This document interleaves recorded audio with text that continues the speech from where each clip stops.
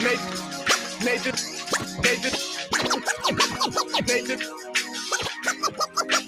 Ivey.com.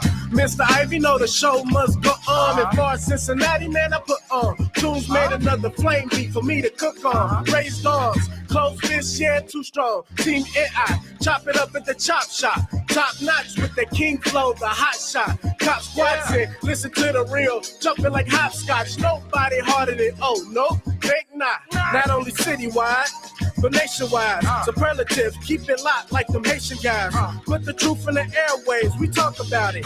Brand new like the templates, let's be about it. Who got the info by the AM? Jono be the rapper, got them jamming when they play him. Staying in my lane, they ain't gotta okay him. Who the host with the scoop? Yeah, they gon' say him. Ivy, so superlative like a bag of Drippos. Show you where the bricks at, Cincinnati Reds at. One time where my people at. Team NI where my people at. It's the 5-1-3, yeah, you know the flow. What's the word, Nate? Let them know the show. One time where my people at. Team NI where my people at.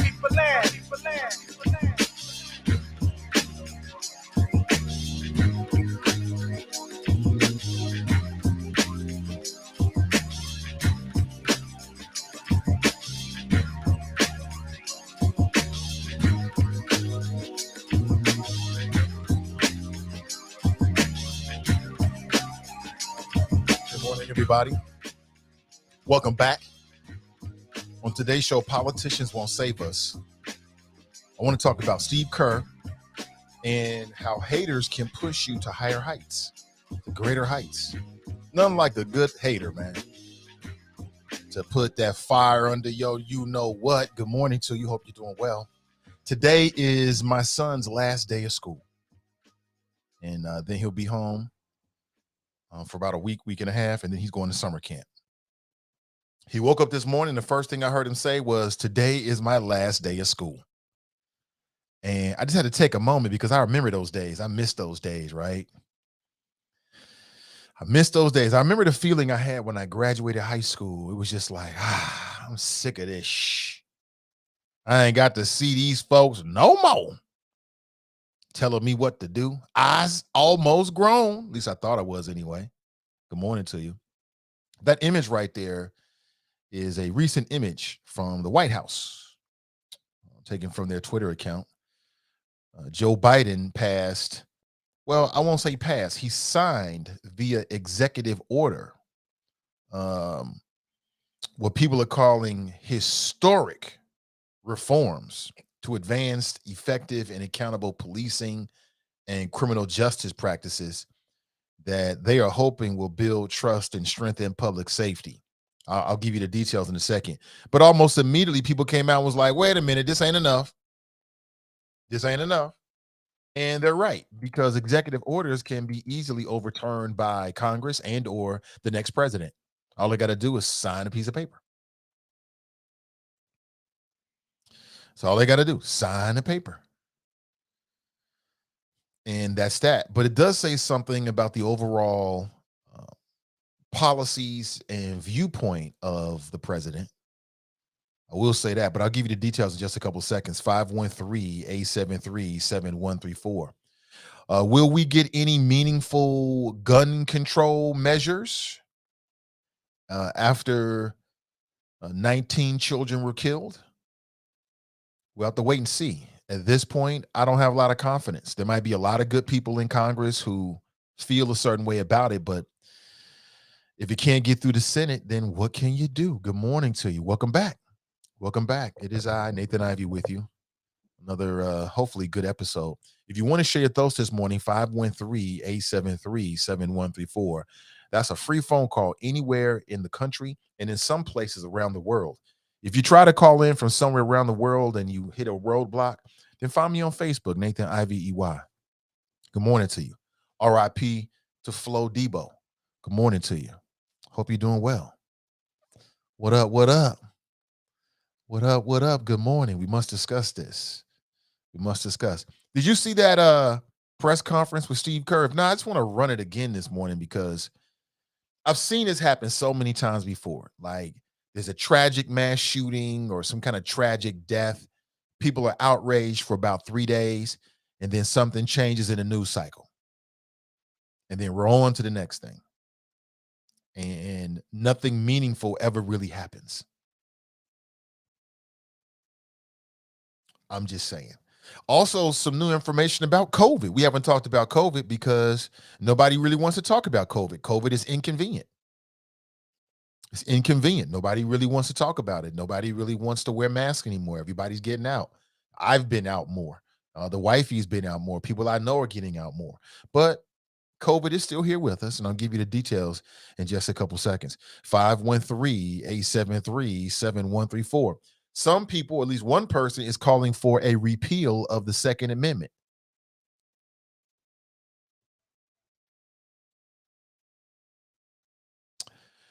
And the officer, the brave police officer that was killed in the supermarket attack in Buffalo, would you believe that con artists set up a fake account, like a fake GoFundMe account, and was trying to steal money? It seems to happen every time.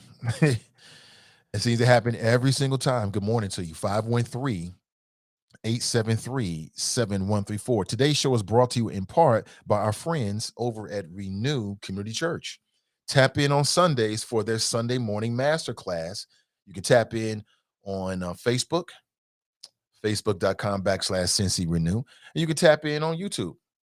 Check out Straight Talk Live with Edna Howe from 10 a.m. to 11 a.m. Eastern Standard Time.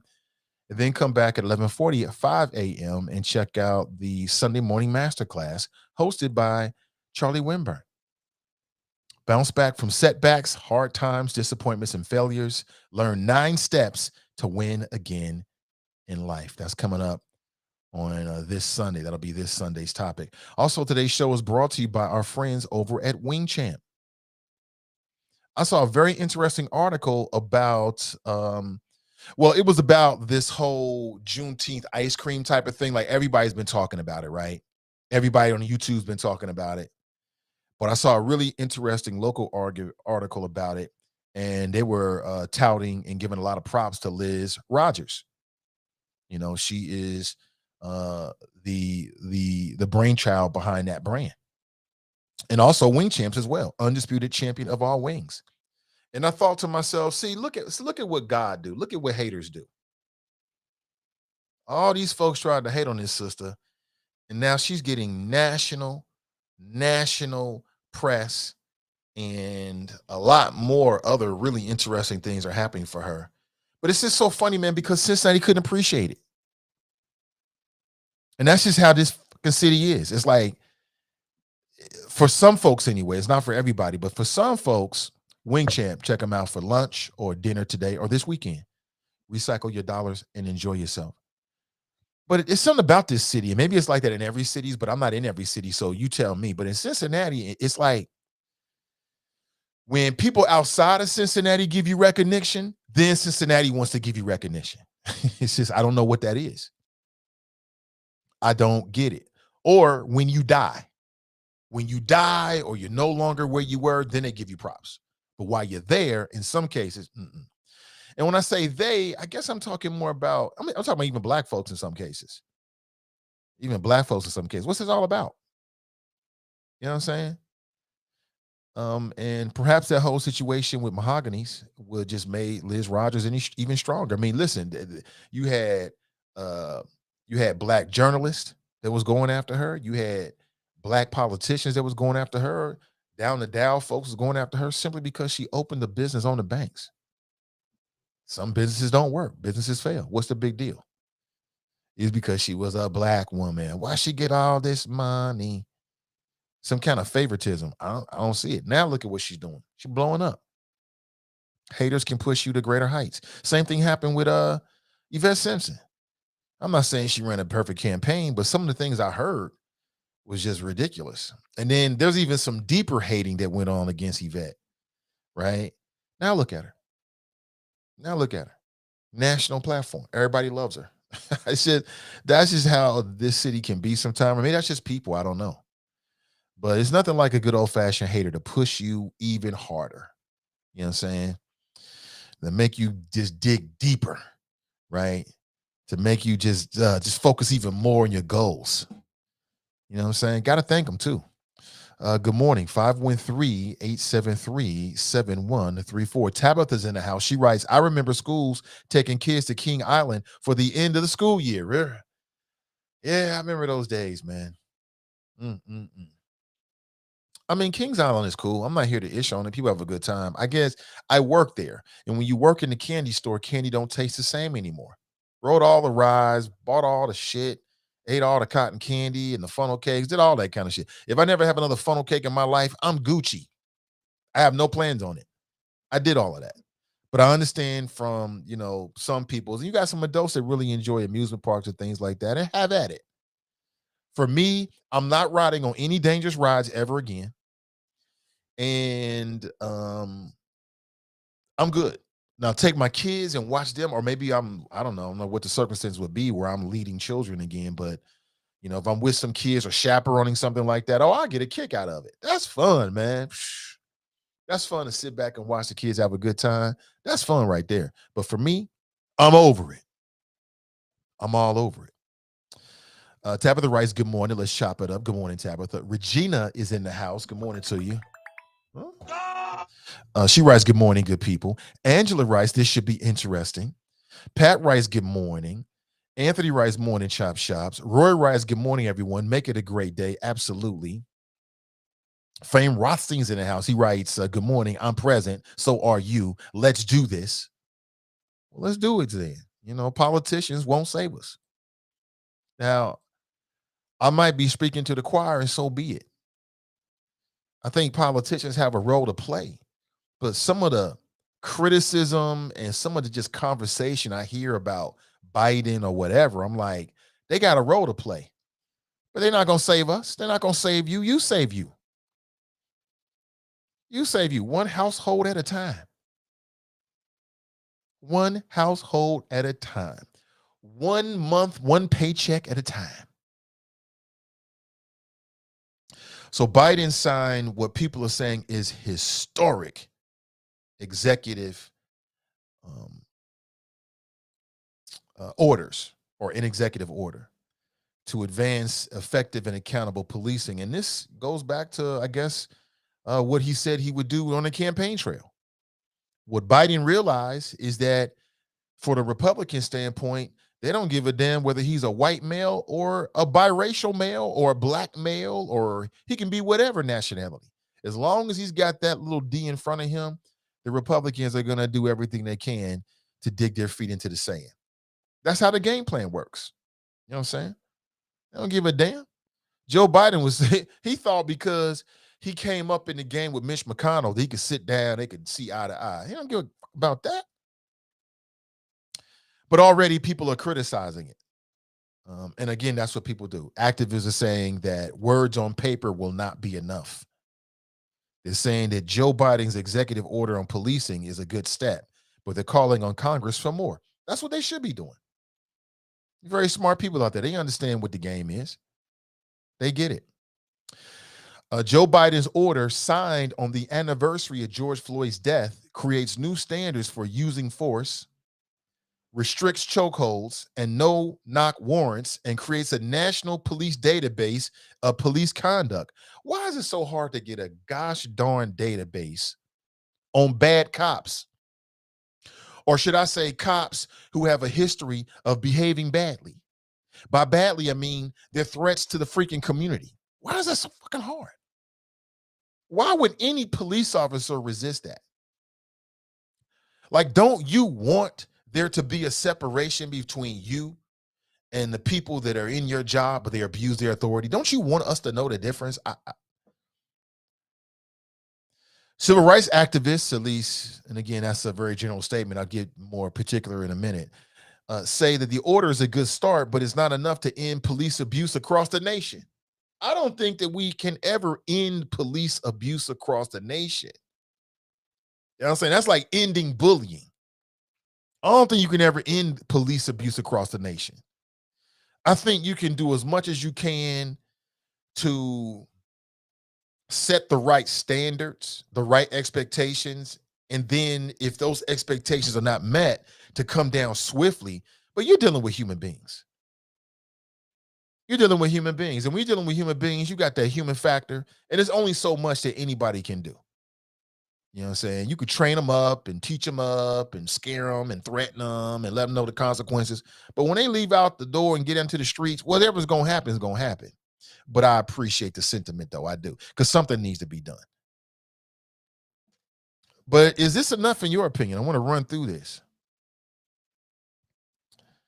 The American Civil Liberties Union said in a tweet that having these words on paper will not be enough.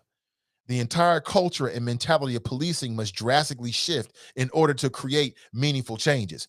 I'm with the American Civil Liberties Union, but I mean, even if they pass something through Congress, that's not going to change the culture and mentality inside the police force. Like, some of these police forces have been around for 100 years, older than you and me put together.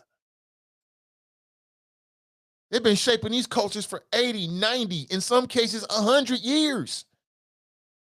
I don't give a damn what they should try it. They should do it. I'm just measuring your expectations here. Like, obviously, the politicians should sweep in and do what politicians do with the legislation piece. Obviously so. But I'm just saying, realistically, is that going to change the culture and the hearts and minds of police officers? No.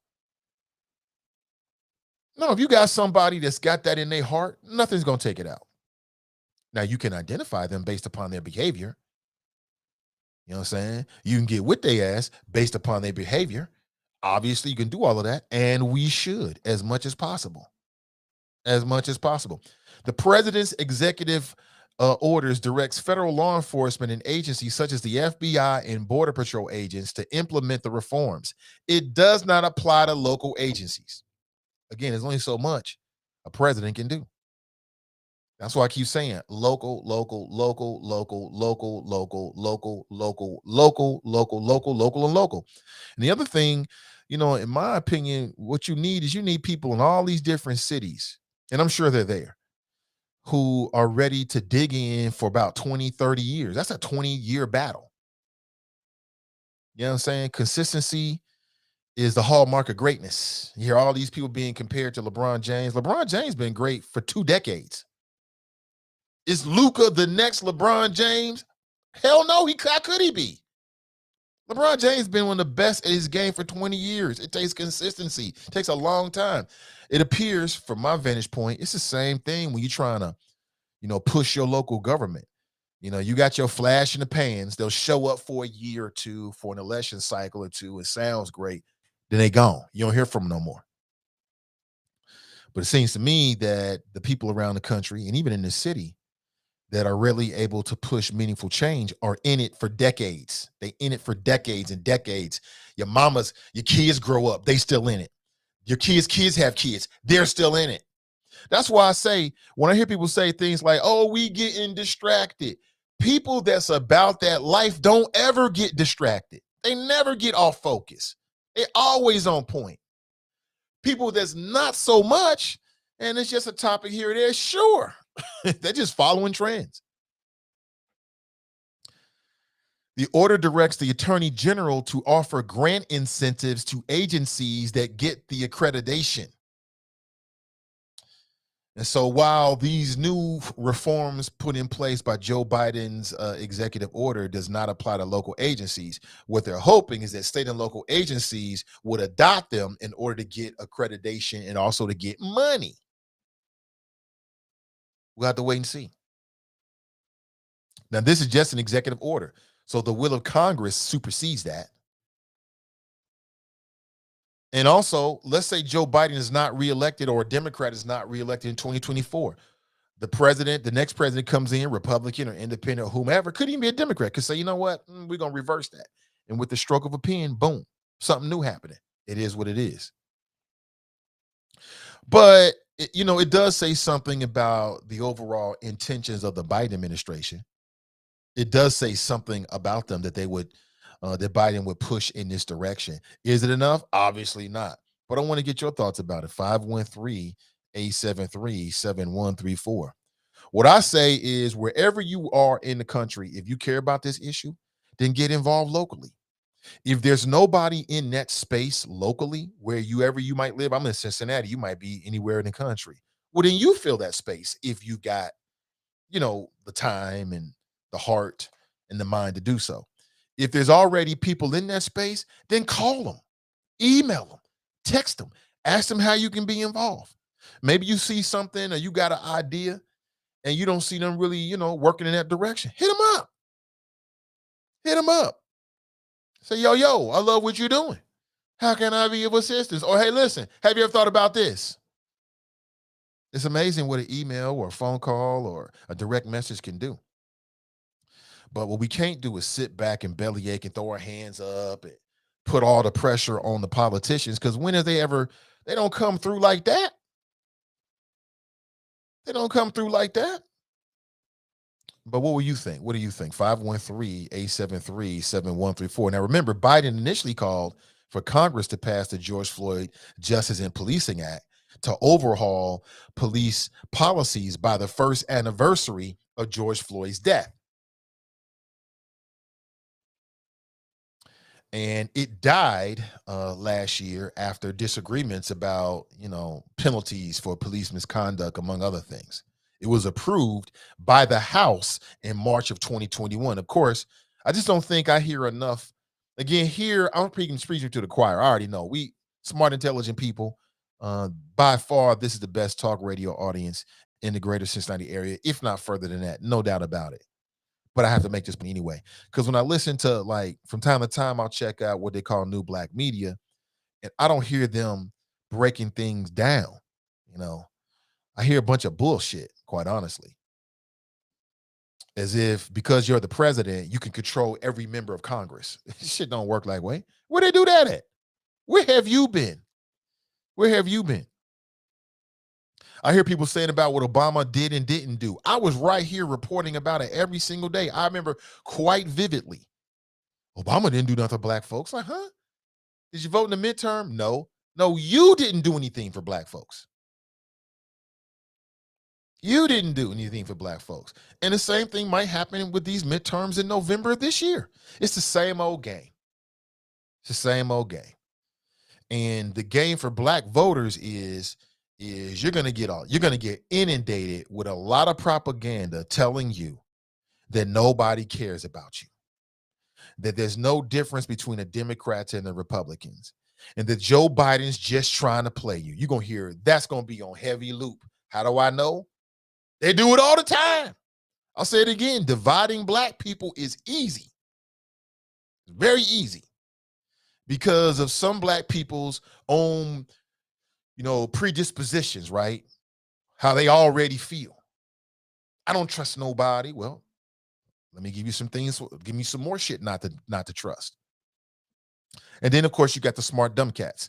Some people who believe like the smartest thing to do is to not vote. That's right. This is the stupidest shit I've heard of my entire life. We ain't gonna vote. And we're gonna let the Republicans take over, and that'll show them Democrats. Now, logically, I understand supply and demand. I get that. But that's a huge price to pay. How long are you gonna pay that price? And again, I'm not here singing the praises and the virtues of either party. Neither one of those parties have completely come through for us. But for anybody who would say that they are the same, they are either ignorant or they're trying to lie to you. Anybody who would say that you look at those two parties and what they produce and what they say and what they believe in, and you say they're exactly the same, they're either ignorant, and so therefore you shouldn't be talking to them no way. Don't listen to no ignorant folks. Or they straight up trying to lie to you. They're trying to play you. They think you stupid. They think you stupid. Anybody would say that, they think you stupid. And we are not stupid.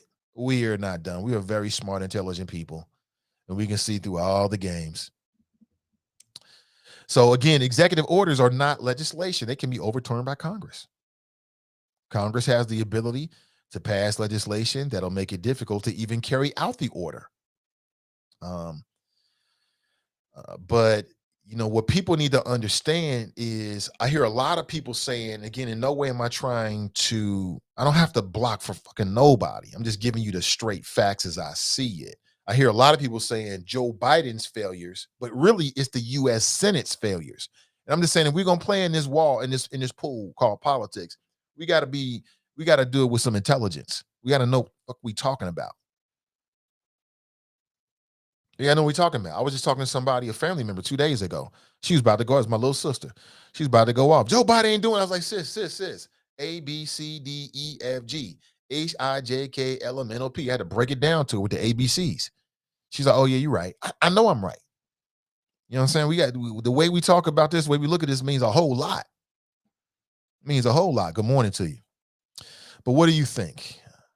This is just a federal level. Do you see it trickling down to be adopted by state and local officials because of incentives? I would hope so. I don't see why this shit is so gosh darn hard. I really don't get it. I don't understand why it's so damn hard. I mean, I don't understand why people resist something that would be overall positive for our police community relations. I do understand why it's so hard, because you got a lot of special interests out there. You got politics, you got money, you got a lot involved with it. But what do you think? Good morning to you. 513-873-7134. And I want to play this video. You may have seen it already. It was just so much passion. I mean, I could feel him. Steve Kerr. Steve Kerr's father was killed. I think his father was in Israel or something like that. And his father was killed tragically. But just a couple days back, and it was just hours after what happened in Uvalde, Texas, you wouldn't believe the information's coming out now. You wouldn't believe it. You wouldn't believe it. There's a witness.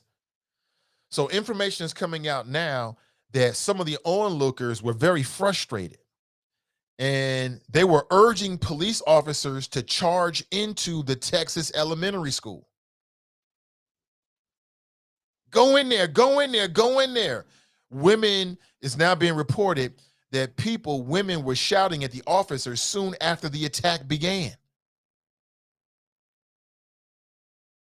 And they were very upset that the police were not charging in and moving in fast enough. And some people are saying that they feel like the officers were unprepared for what was happening. Yeah, that's what they're saying. They're saying that, quote, let's just rush in because the cops aren't doing anything like they are supposed to do. So this is like what's been reported from a witness that was there at Uvalde Elementary School, or at the elementary school in Uvalde, Texas. And they're saying that they were urging the police to go in, but some of the officers were kind of like, I ain't trying to go in there and get shot.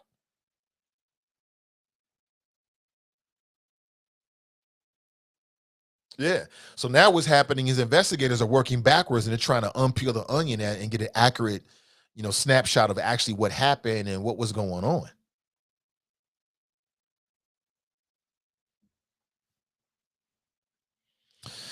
And one mother, she said that she raced to the school when she heard about the shooting. And when she arrived, police officers were still outside the building. Like they were afraid to go inside.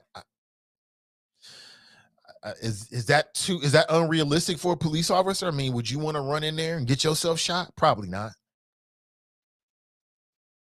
I don't know what the protocol is. Also, when you're in that situation, you're so frantic that you just want somebody to do something. So maybe that's unfair. I don't know. But have you heard about this? Something similar. There was a similar story that came out of a shooting in Florida. Pardon me, where they had a police officer and he wouldn't go back inside. He wouldn't go inside and confront the active shooter. I think the dude was close to retirement, and he may have been thinking like, I'm close to retirement.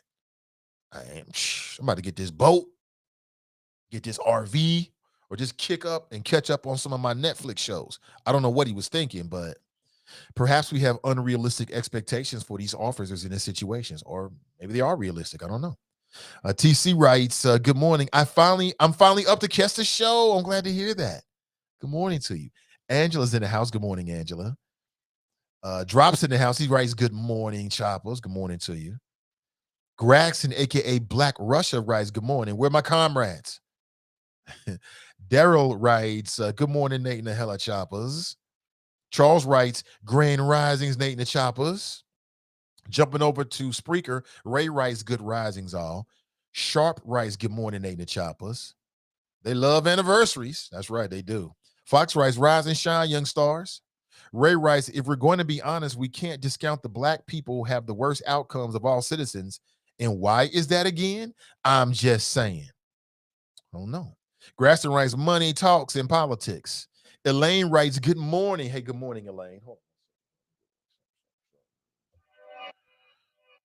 on. Let me see. Diana's in the house. What's up, Donnie? She writes, nope, we won't. People will post on Facebook, but do nothing in real life to create systematic changes. And see, that's what I'm trying to say. Like, you know, the pressure got to be on us. It can't be on the politicians. They got a role to play. They have a role to play, but it's got to be on us. It's got to be on us. And it starts one family at a time, one paycheck at a time, one day at a time, 1 month at a time, one school year at a time, one business at a time, one election at a time. It's on us. But from time to time, I tap into what people call new black media because I support it and I like it. From time to time I hear some great flows, and then from time to time I hear some dumb shit, like sitting around talking about Joe Biden trying to trick you. We ain't gonna fall for the banana peel type. I mean, how many times can you say the same thing over and over again before you say, you know what? This ain't even really about Joe Biden. It's about me. It's about us. It's about we. That's how I look at it. That's how I look at it. But maybe I'm wrong. I want to play this for you. This is this very emotional. And I just don't want people to forget the emotion behind it.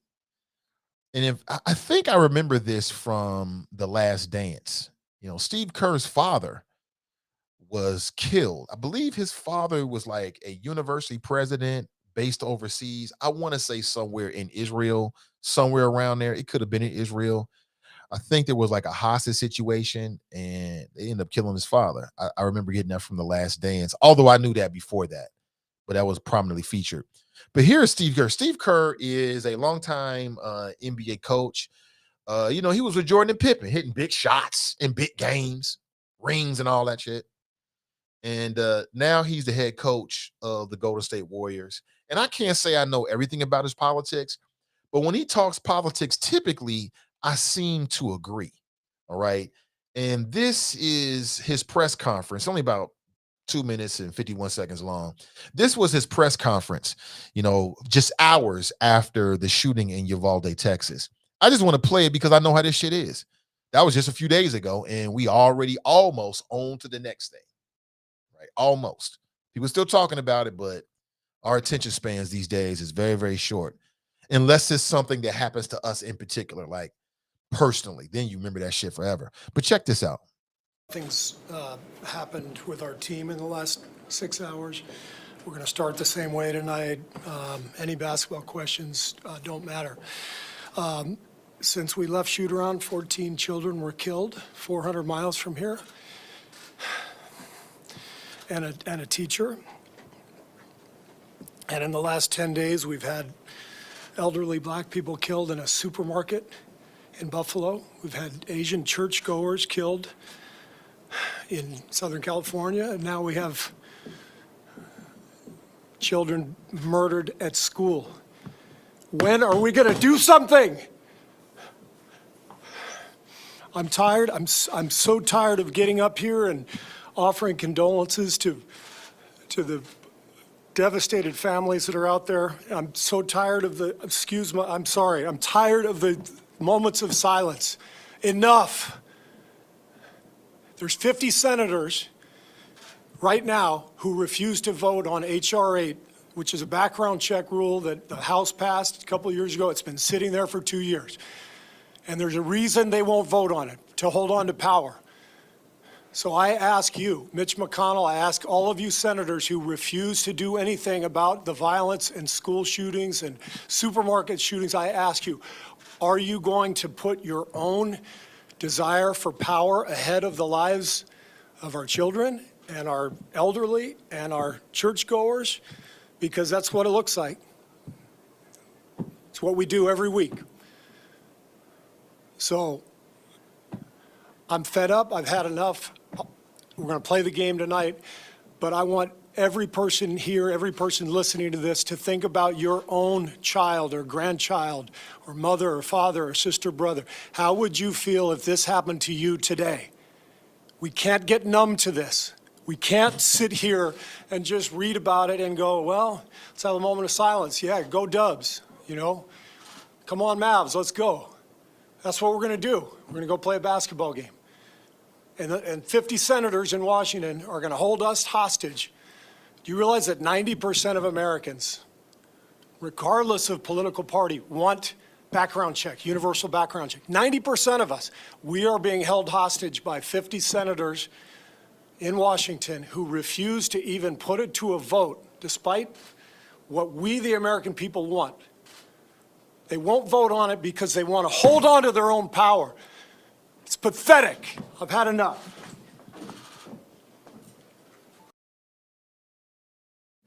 Give me somebody with passion any day, any day. I agree with everything he said. I feel the same way, same old shit.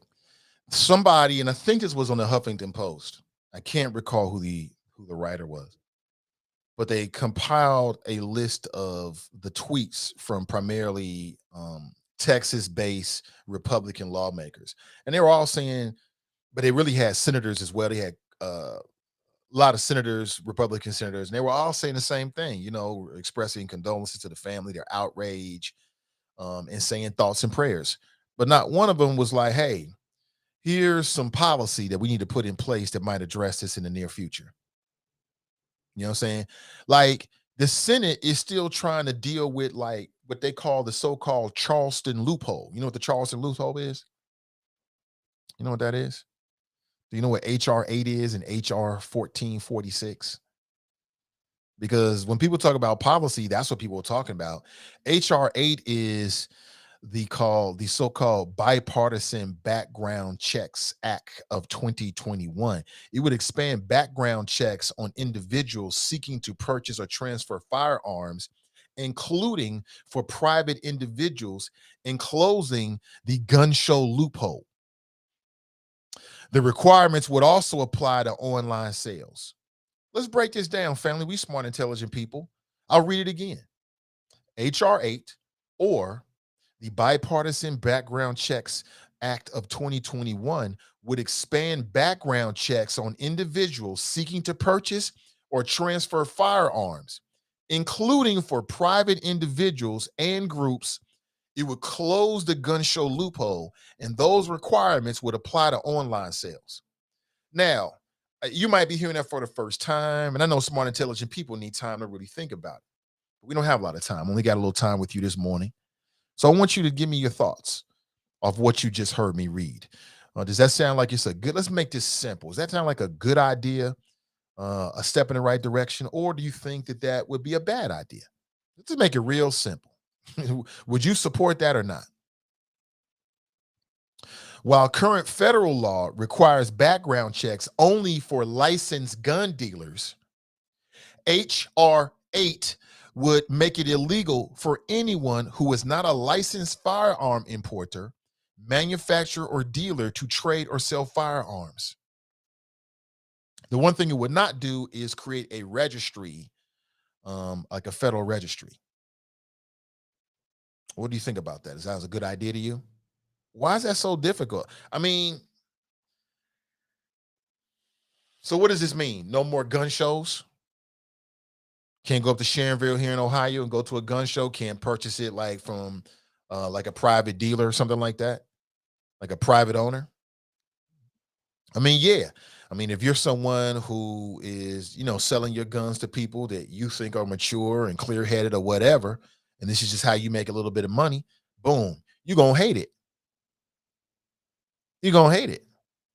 But if there are psycho sickos or people out there that might want to do harm or create mass pain or whatever, terror or whatever, it might make it a bit more difficult for them to get their hands on a weapon. Good idea, bad idea. Straight up. SHR 8. HR 1446 passed the House, because you got the House and you got the Senate. That makes Congress. It passed the House in March of 2021. HR 1446, or the Enhanced Background Checks Act of 2021, would close the Charleston loophole. You know what the Charleston loophole is? The Charleston loophole is a gap in federal law that lets gun sales proceed without a completed background check if 3 business days have passed.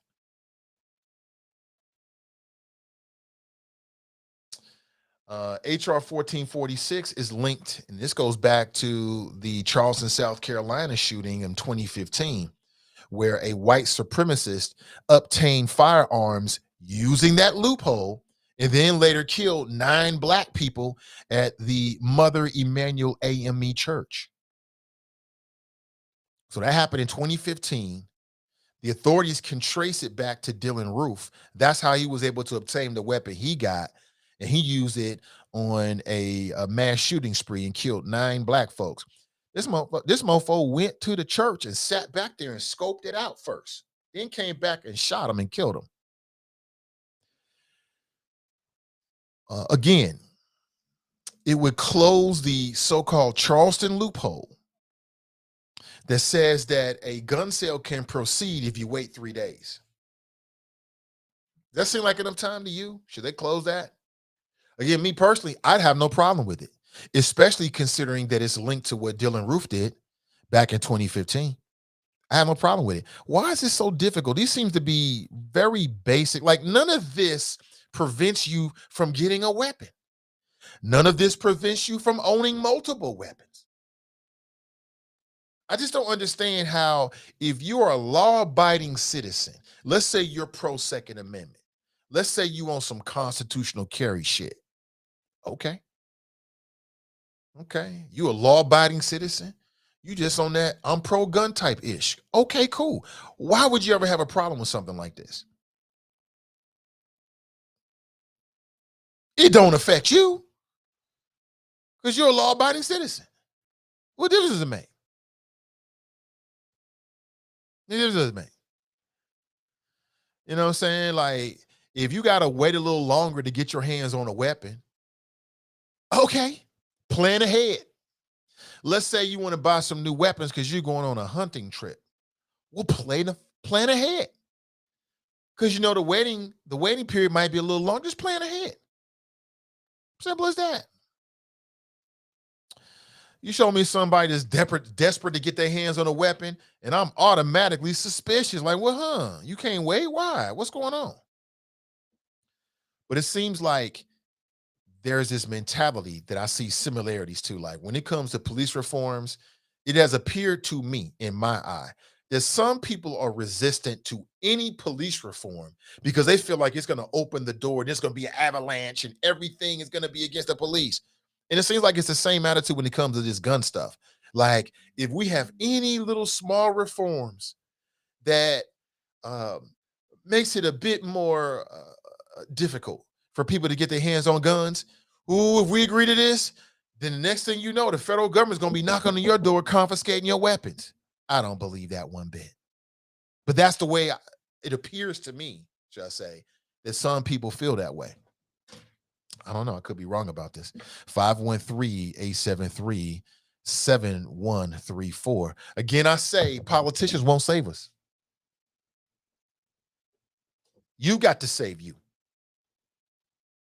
And politicians are not in your household. They're not raising your children. They're not paying your bills. They're not setting a culture and the expectations inside your household. You are. We are.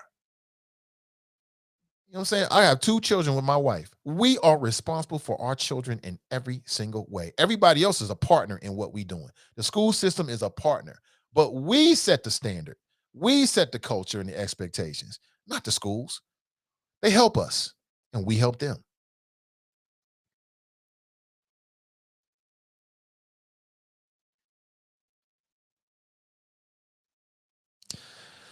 You know, I hear all this talk in the city about how we need more money for Black businesses, and I agree. And there's at least 2 different funds that are particularly focused on the creation and supporting Black-owned businesses, and I love it. But once these businesses get built, once they get started, we got to support them. We got to share and tweet and support the businesses and spend our money with them, right? There's only so much that the powers that be can do. That's on us. That's on us. Good morning to you. If you were trying to call in, let me see here. I don't think you haven't missed any phone calls. Call me back and I'll try to get you in if you like to. If you like to. You can always take a free ride of my thoughts. You have the right to remain silent and be edutained. Fame writes, y'all want gun control or police control? Both. Shit, I'm greedy. I want both. I want it all. Shit. I mean, shit, do they want state taxes or federal taxes? And state and local taxes or federal taxes? They want both. So I want both. I want both. Oh, see, Donnie writes both. Exactly. Dale writes, I'm going to keep saying this. It will never be a strict gun laws in this country as long as black people occupy this country. The fear of us retaliating is real. Damn, shit, Daryl, you might be right about that, bro. And it's so unnecessary. It's so unnecessary. But you might be right about that. It's fear. There's a lot of fear in this country. That's what keeps the gun policy from moving forward. We talk about the special interests, but behind the special interests are millions of Americans that support them. And a lot of it is fear-based. And fear is just such a big part of politics. Fear gets politicians elected and reelected. Fear is what backs up our bloated police budgets. Fear. It's the fear. That's what's propping up the bloated budgets for a lot of these law enforcement agencies. Something might happen. Could be worse. Fame writes, the pandering of desperate Democrats and Joe Biden to White House as he signs an executive order that only applies to federal law enforcement, not state and local law enforcement. See, I told you. We already know what they're going to say. Eloise writes, good morning. Happy Thursday. Hey, good morning to you. Good morning to you. Angela writes, like that's ever going to happen. Sounds good in theory. Joe writes, morning, Nate and Chopless.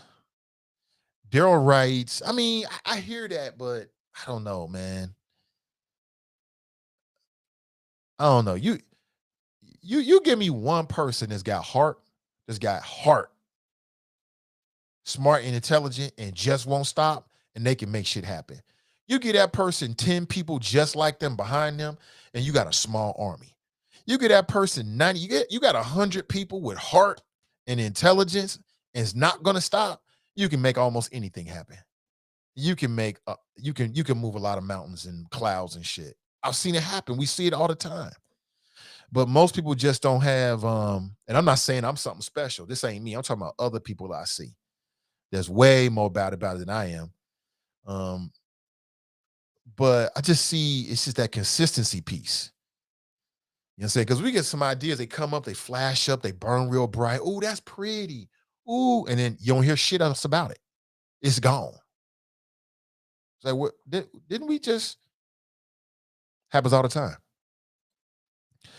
Joe writes, morning, Nate and Choppers. Good morning to you. Sister Iris writes, national. Tracy writes, hi. Dale writes, Karen Hunter mentioned Liz Ross on the show yesterday. I'm happy for Liz. I mean, Liz is getting, I'm seeing it. This is what I do. So I'm seeing it on all kind of different platforms and shows, especially after that shit happened with that damn Juneteenth ice cream. The hell? Jared writes, maybe Senator Portman could vote for some form of gun control since he doesn't have to win re-election anyways. I wouldn't hold my breath. Iris writes, Liz Rogers, the ultimate entrepreneur. And I'll say it again, man. It was bigger than just Liz. It was about Liz Rogers, but my issue was about all black female-ran businesses, black-owned businesses. I just didn't like the overall tone of the conversation. It was kind of like, she can't succeed. I'm like, huh? Where you get this shit from? Huh? And you have black people participating in it, who remain nameless. Dale writes, Smitherman ought to be ashamed of himself about how he treated her. Is that right? There it is. Dale writes, now Liz Rogers is doing better than these fools who tried to destroy her what she was trying to build. Somebody sent Slitherman a pint of creamlicious ice cream with his punk ass. That's funny. That's funny. Has Christopher Smitherman tried creamlicious ice cream? I love to see my people do well, man. I love to see my people do well. That's great. That's funny right there. Some of the haters can push you farther than sometimes supporters can. Marisha writes, good morning. Cass is in the house. She writes, hey, Choppers and Nate. Good morning, Cass. Good to see you. Nakia writes, good morning, everyone. Tabitha writes, now that little man out of school, he can come in and play that sound by LOL, and he probably will. Yep. He'll probably be in here. Today's his last day. He might be in here tomorrow. We'll see. We'll wait and see. I won't restrict him until he gets, sometimes he wants to take over the show because he's 7. You know, he wants all that attention, all that love. But maybe next week. And then he'll be off for a week, which I'm looking forward to. Oh, my God. I created a little buddy. It's my little NBA buddy now. He loves the NBA. I'm loving it. What father don't want his son to be into the same shit he's into?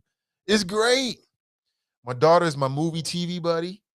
And because we share a certain taste, like my daughter's into sci-fi and horror. And she's like me. She'll sit through or try a bad movie just to check out where the genre is moving.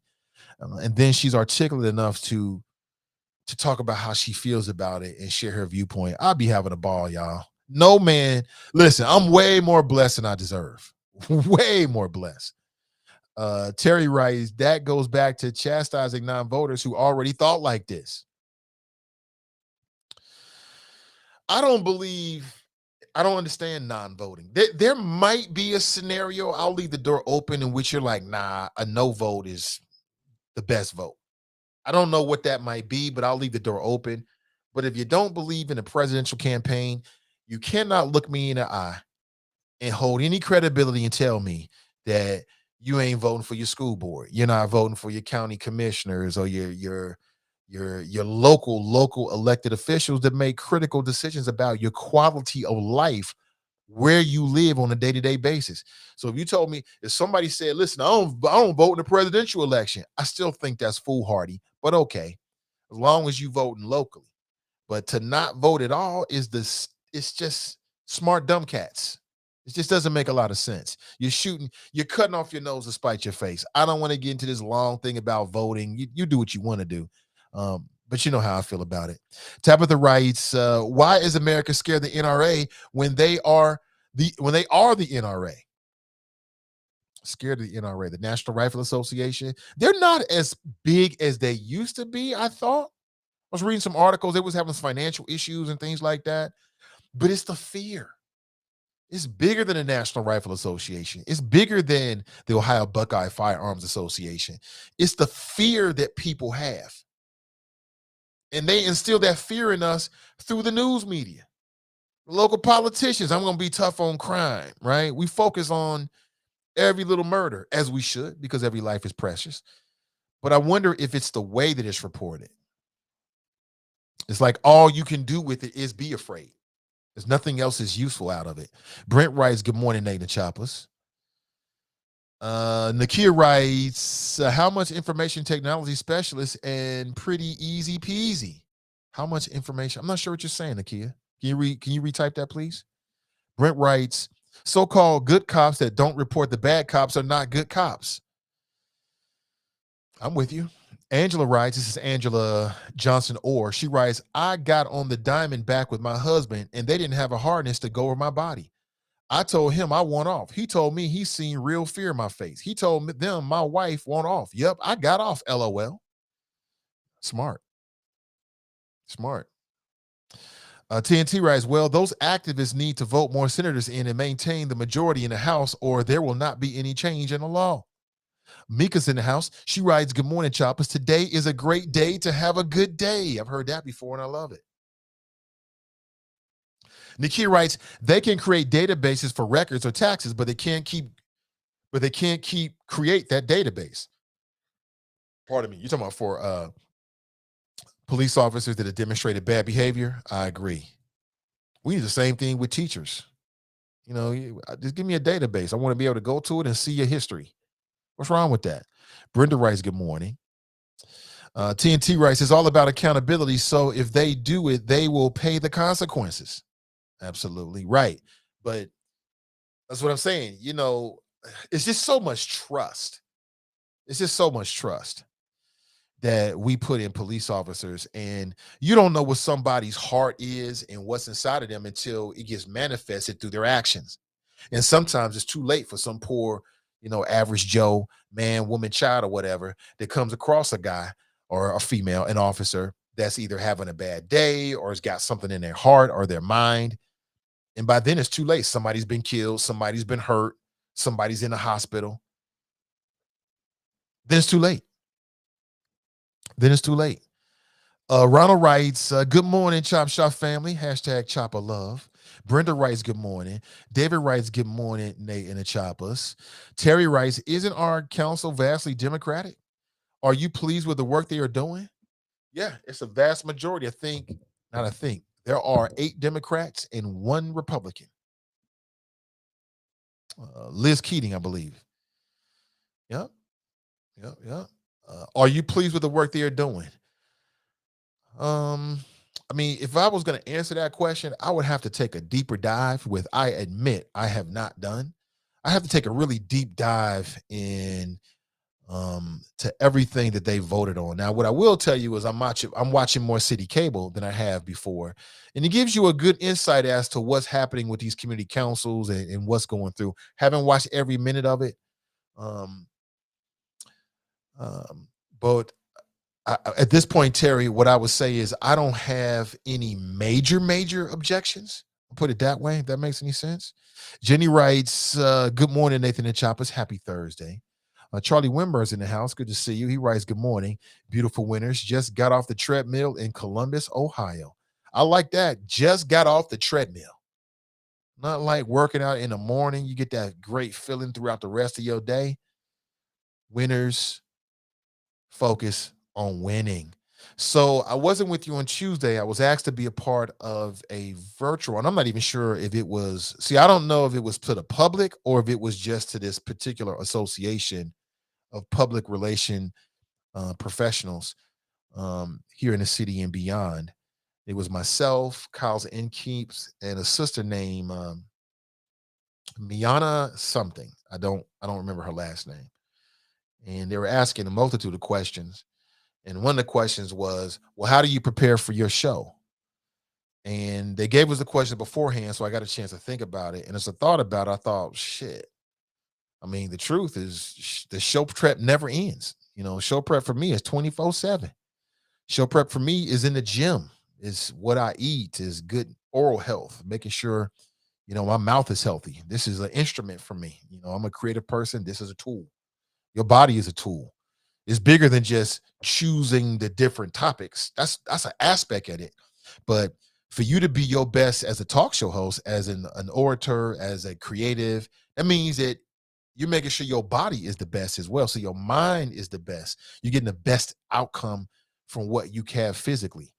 So I shared that with them and hadn't really thought about it until they asked that question. That's a 24/7 thing. I don't know how everybody else does it, but for me, it's always been 24/7.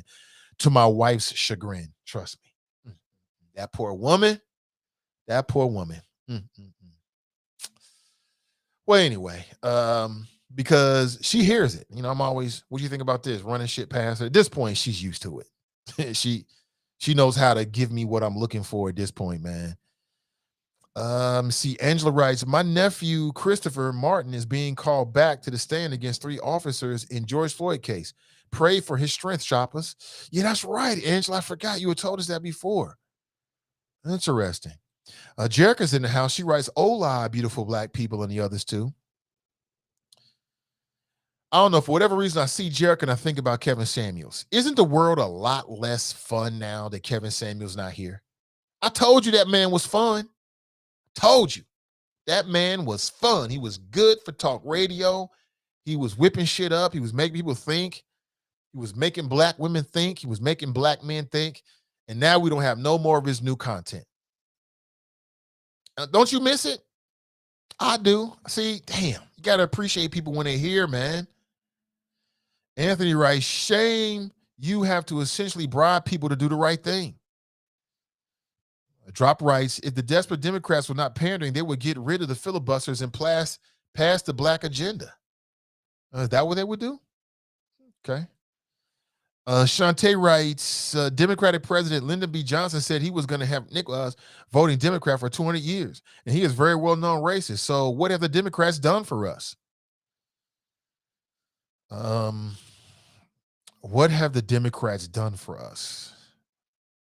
Okay, I think that's a fair question. I don't think I'm prepared to answer the question, Shantae. I mean, as I'm sitting here right now, not at least if I'm just picking up the tone of what not to your satisfaction. Give me a day or two, and I'll present a list of I know this information is out there because I've had these conversations before, but my head is somewhere else right now.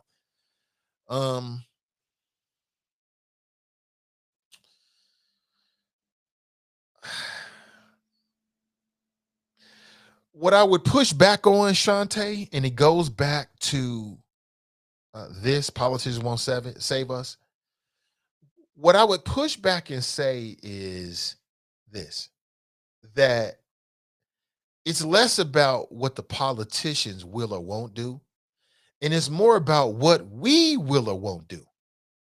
I think what you're asking is a fair question. I can't say I think that's unfair. That's a very fair question. But I think a better question is, what have we done and what are we doing and what are we willing to do for us? And by we, I'm talking about where you live. I'm in Cincinnati. If you're in Chicago, I can't do shit for you. If you're in Chicago, I'm in Cincinnati, you can't do shit for me. But you can do shit in your city. If you're in Chicago listening right now, you can do something in Chicago. If you're in Columbus right now, you can do something in Columbus. If you in, I don't know, Chattanooga, you can do something in Chattanooga. If you in Atlanta, you can do, you see what I'm saying? I just don't like the question. I'm not getting on you at all, Shantae. I just don't like, I'm just more of a, what can I do kind of person. More than I'm like, oh, this person didn't do something for me. You know what I'm saying? That's just me. And so I project that into our politics. Like sometimes, especially on that national level, or maybe even locally, sometimes it's chestnut checkers. Oftentimes, should I say, we have to make decisions on candidates, and we really ain't feeling either one of these mofos. You ever felt that way, Shantae? You ever been in a situation where you got two choices and you don't really like either of the two? They're not your first or your second or your third or your fourth or your fifth or your sixth or your seventh or your eighth or your to infinity's choice, but that's what's on the ballot. So what are you going to do? You going to just not vote nothing? Or are you going to dig deep and try to find some policy or something or a position that you think favors what you want one way or the other? And in most cases, you probably can. You know what I'm saying? But when I hear smart, dumb cats saying, they just seem lazy to me. I'm not saying this is you, Shantae, at all. I'm just making another point. I'm not talking about you at all. But when I hear some people saying, like, I ain't going to vote, it just seems like they are just not going to do the legwork to figure out who these people are and what are the differences between them. You know what I'm saying? So you can make somewhat of a decision. Like Hillary or Trump. Do you think I liked either one of those candidates? I didn't like neither one of them. Neither one of them. I wasn't feeling Hillary at all. I definitely wasn't feeling Trump. But to me, I just thought that one was more of a potential threat to what I believe in than the other. I'll be honest with you. You know, when it came to Hillary, that came down to, and I remember telling you folks, it came down to federal court judge decisions and Supreme Court decisions and net neutrality. You remember that? That's what it came down to. You know what I'm saying? I didn't like Hillary. I didn't like Trump. When I looked at it and I thought about it, I was like, shh, there's some differences in the types of judges that either the two of these are going to vote for, and I'm looking at Supreme Court. You have some people who's like, Hillary's just like Trump. It don't really matter. Unsophisticated, unintelligent, uninspired, and lazy. That's just a lazy observation. It's just lazy. And your laziness is not somebody else's fault. You know what I'm saying? Because you're a lazy potential voter don't mean that it's somebody else's to blame for that. And I see a lot of that. Go get you got a phone, Google it. Google their record. Or find some shows that with voices that you can trust, and they can break it down for you. You can learn a little something. But when I hear people say like, oh, it's just the same, I'm like, lazy. Just lazy. You just don't want to do no homework. So you got this lazy flow. But it just comes down to that sometimes, Shantae. So to me, I think your question is fair. What have the Democrats done for us? But if we're going to ask that question, for me, we got to ask, what have the independents done for us? What have the Republicans done for us? And then compare and contrast. That would be fair. But then to me, I think the bigger and better and more poignant question, the more relevant question, the more useful question is, what are we going to do? What have we done? What are we willing to do? That's just me. I ain't trying to push my thoughts on you, Shantae, or anybody else. That's just me. But let me go to the phones. Good morning. Welcome to the show. Hey, hold on a second, Daryl. 1 second, man. Y'all didn't hear Daryl at all, did you? I heard him. Hold on 1 second. All right, let's try it one more time, Daryl. Good morning to you. Good morning, Nate. What's going on with you, brother? I'm doing great, man. Welcome to the show. Okay. That question, that's what Luke, that's what, I'm not calling him Uncle Luke, but that's what Luke Skywalker brought up in Twitter Spaces. The whole premise of the question is troubling to me because first, if something's wrong, it's always easier in anything. It's always easier to look out and say what somebody else didn't do, rather than look in the mirror and say, what did I do or didn't do to contribute to the situation? So with that thought in mind, I'm thinking, what did you do to push the Democrats for your agenda, or, for the Black agenda for that matter? How hard did you push?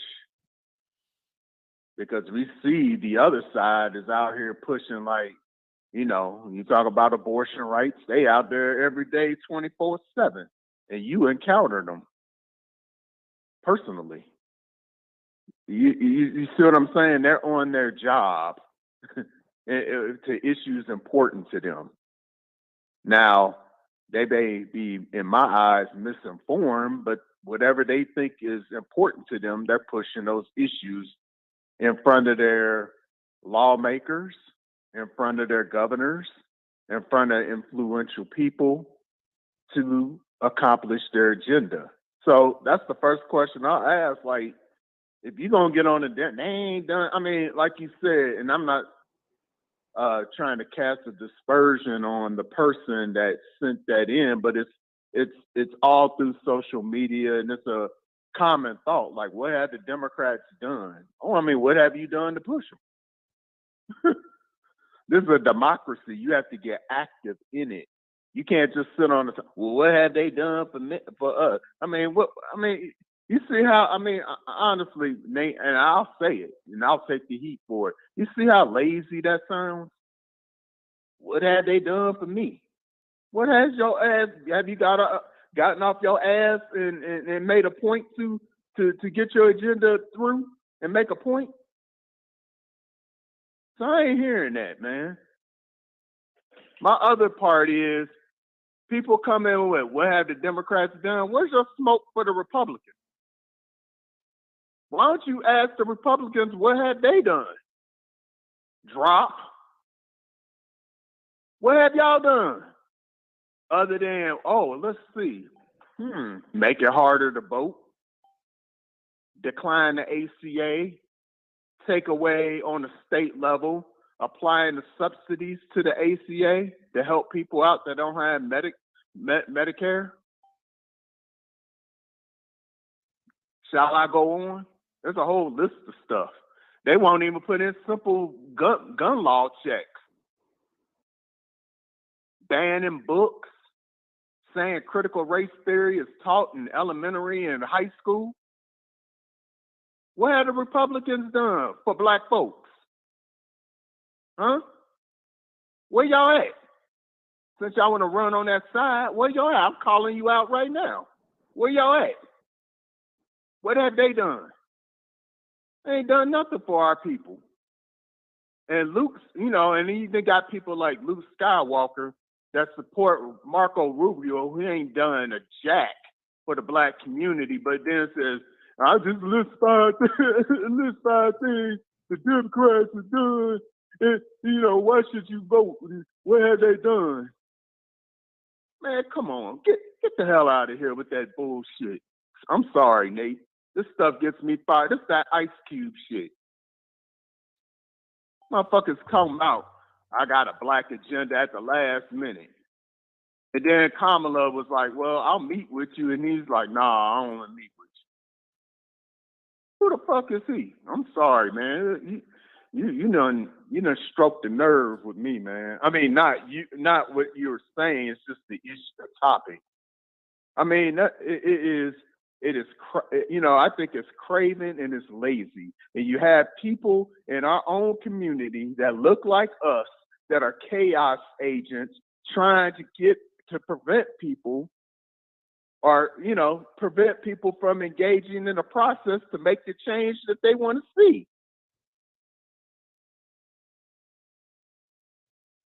I mean, and then you were talking about Hillary. Yeah, Hillary has some personality issues. But check this out, man. Everything she said when she was running in 2016 came to pass. Everything. Everything. Every last single thing she said would happen, happened.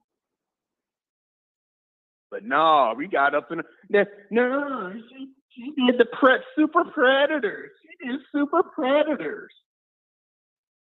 Man, get the hell out of here. It was black people. The Black Congressional Caucus supported that crime bill, right?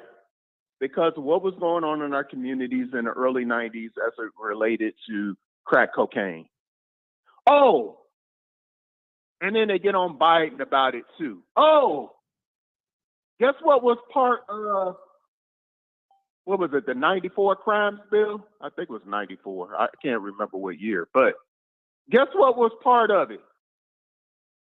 You want me to go there? Oh, assault weapons ban. Bingo. What's been happening lately? Bush let it go. But that was part of that bill. So what I'm saying is that even though everything in that bill, wasn't perfect and there was some unintended consequences, there were also some things in there that could be used right now, like a ban on assault weapons. But see, people don't remember the history correctly. They cherry pick what they want to. And then you got people like Luke Campbell who don't even understand how the government works. Talking about, well, the Democrats got control. No, they don't have control. They don't have control of the Supreme Court. The Supreme Court is 6-3 conservative. They have a 50-50 split in the Senate. And they have a majority in the House. Guess what? Everything that we want to do gets through the House, meaning it has the funding, the money to enact those pieces of legislation into law. But where does it get hung up? In the Senate. Because you have, as I heard somebody say, you have 48 and a possible. like a game of spades, a possible 48 Impossible. That's hilarious. That'd be a great name for a podcast. I had to use. That's I hilarious. had to use. I was dying when this lady said that. I was cracking up. That was funny. 48 Impossible. That's good stuff right there. Man, but that's the reality of everything. So we're at a 50-50, and you got to get more Democrats in there so you can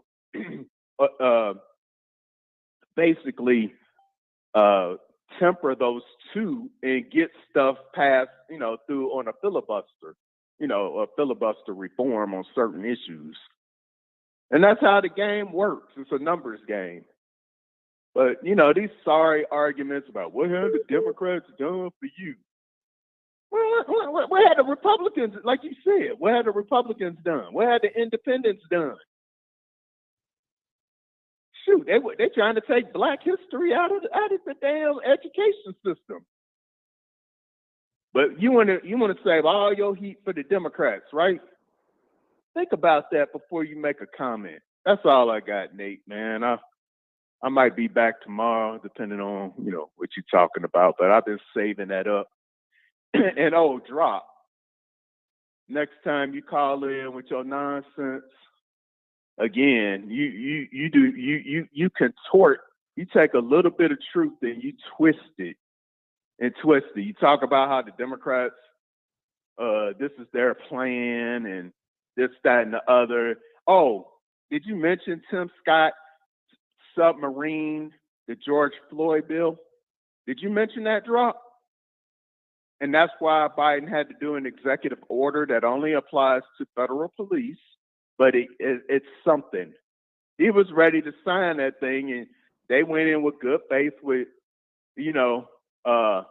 with Tim Scott and Lindsey Graham, and they didn't meet. I mean, and they reneged on the deal.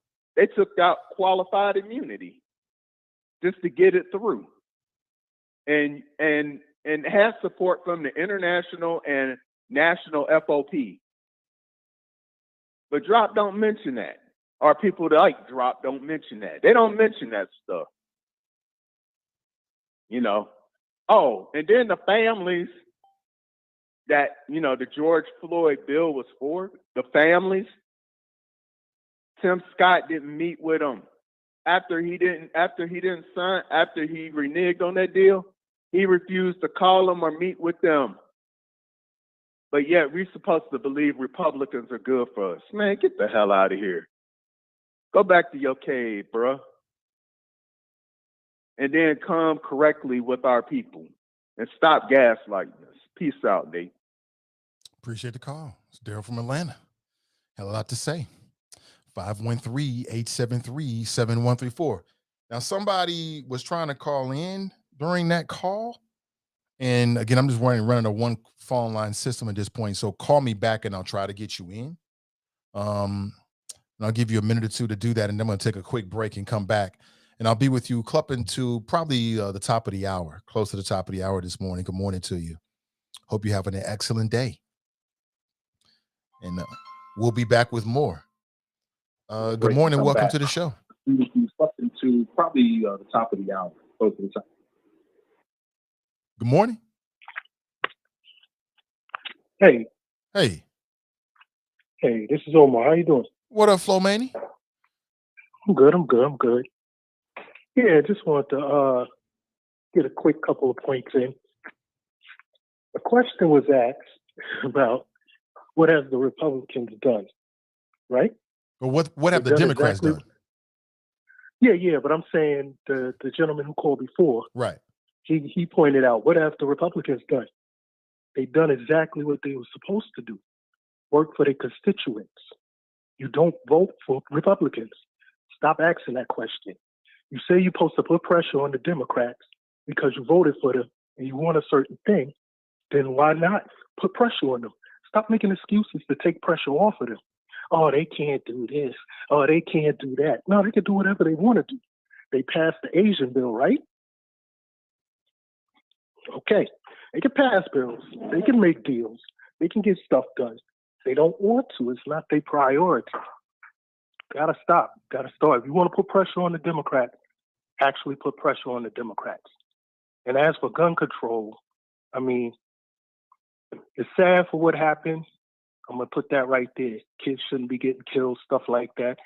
But this gun violence is a symptom. It's not the cause. We need to start thinking about what is causing this gun violence. Taking guns off the street will be good, but I mean, I've watched videos where guys got handguns with 30-round clips, 50-round clips. So what is assault weapon bans going to really stop? Watch that movie John Wick. He killed thousands of people with a handgun. A handgun that's readily available on the market right now. I was even looking into purchasing one of those. So, I mean, I'm not going to stay on here long. I just wanted to put those little thoughts in the air. Keep doing your thing, Nate. Love what you do. You know I always support. I'm out. All right. Appreciate the call. That's Brother Omar from New York. He got a contrary opinion. He's like, look, you know, don't ask what the Democrats are doing, Republicans are doing for black folks, because that's not black folks' constituency. Which, by the numbers, he's right. But I still have an issue with that. I don't know. Good call. Appreciate it. 513-873-7134. Let me take a quick break, and I may come back and break that all down, at least from my perspective. You can agree or disagree. It's the Nathan Ivey Show. Don't go anywhere.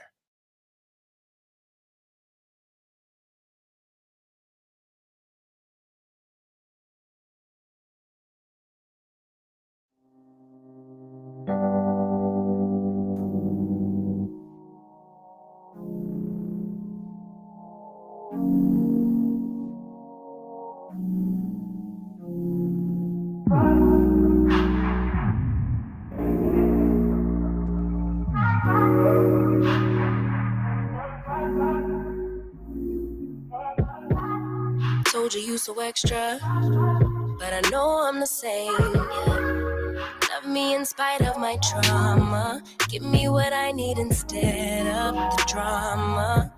Cause when it pop off, it's like, oh my, all good all day, but the night we be going so hard on the flip side. So tell me we'll be on a day, babe. I could keep that same energy. When you go low, I go low too. But you'd rather stay high, I know you. Can we stay high, babe? I'd rather be on that wave. Tryna control our emotions. If we on the right side of passion, we could share love in the ocean. But if you wanna go insane either way, baby, we could go all night. We could do it all night. We could go all night, all night. Do we heal, do we bleed? I'ma follow your lead, but we could go all night. Now all of my calls go to voicemail.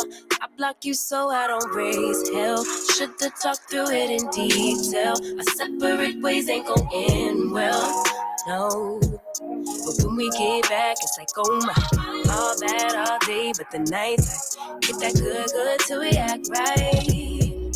So tell me what we on today, babe. I could keep that same energy. When you go low, I go low too. You'd rather stay high, I know you. Can we stay high, babe? I'd rather be on that wave. Tryna control our emotions. If we on the right side of passion, we could share love in the ocean. But if you wanna go insane either way, baby, we could go all night. We could do it all night. We could go all night, all night. Do we heal, do we bleed? I'ma follow your lead. Look. We could go all night. I've been calm, cool, collected, but you pushing on my nerves. And I'm knowing your attention, I'm under pressure. Okay, I'm admitting that a couple things I said got acidic in the tone, in the presence I get careless. Long as you know I come with imperfections. When you look at me, you see the soul through my flesh. You something special. Know you looking bomb, the way you dress it, gone, flex it, hold it still and let my mind digest. You got the leverage. You got the upper handle on the situation. You worthy of a million more of the storms that we weathered. We fight retreating different, but you trying to kill the cycle. When nobody's stressing that body like me, I know the way you like it. I treat you like a queen, run the castle, you a treasure. Feel like you setting fire to my desire for the pleasure. You a gem, got me blem, this nigga men's, know you can about here. Trying to control our emotions.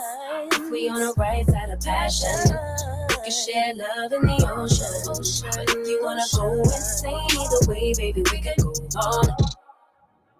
We could go all night. We could go all night. Do we heal, do we bleed? I'ma follow your lead, but we could go all night.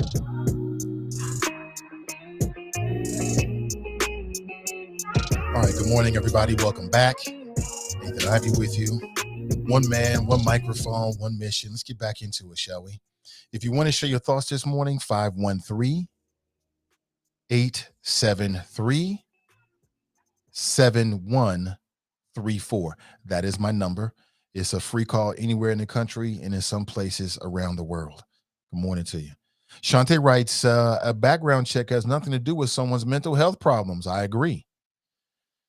But if a background check or some other type of, legal check would help prevent somebody who is mentally ill from getting their hands on an AR-15 and potentially killing a lot of people, then I'm all with it.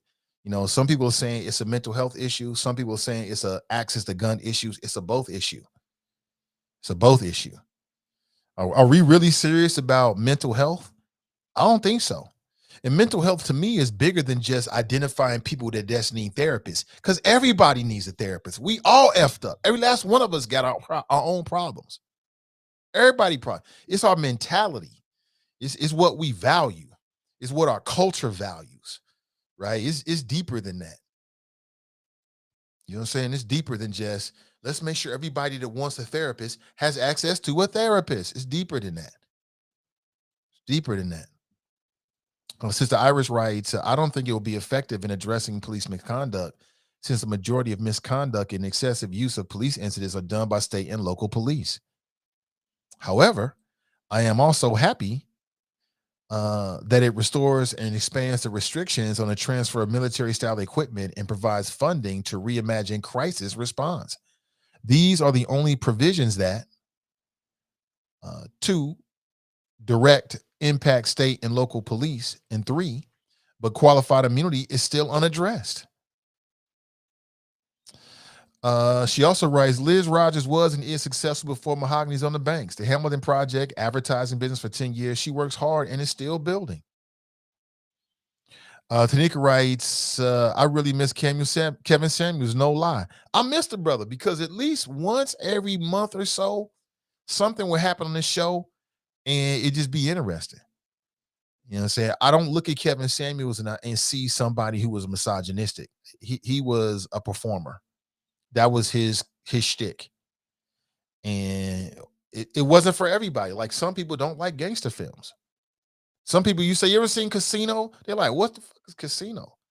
Casino. Like one of the greatest mafia movies of all time. Nope, never seen it. They're not into it. And so some people might not be into it. But I just saw the impact that he had across the internets, for sure. Jenny writes, I've never seen this show. Jericho writes, I love Kevin Samuels. There's a lady, Kendra G, who is trying to take the throne, but nah, she ain't it. Nobody can take the throne because nobody can out Kevin Samuels. So you just got to be you. You got to be whoever you are naturally. And if it translates, it translates. If it don't, it don't. But if you try to be something you ain't, it ain't gonna never work. It'll never work. People will see right through you eventually. Nat writes, a lot of ignorance floating around these internet streets. Yes, it is. Democrats are trying to get police reform. George Floyd Justice and Policing Act, Republicans blocked it. Kamiki writes, what have Democrats done for us? Troll questions. I ain't trying to pile on Shantae at all. She completely has her viewpoint is legitimate. I respect it. I was just using what she says as a conversation piece. You know how I do. It's what I do. Shantae writes, if it just be hard voting for the lesser two evils, two wings attached to the same bird, you know? Yeah, I think that's fair and accurate, but I still think there are some very distinct differences between the parties. And I think those differences have been even more distinct since Obama's been in office. There is a clear difference between the two. But you're right. They are, American based political organizations. So there's going to be a lot of similarities between the two, but I see a big difference.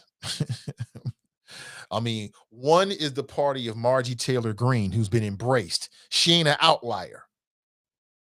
Margie Taylor Greene is not an outlier in all her racist, quasi QAnon conspiracy theories. She's a congressperson.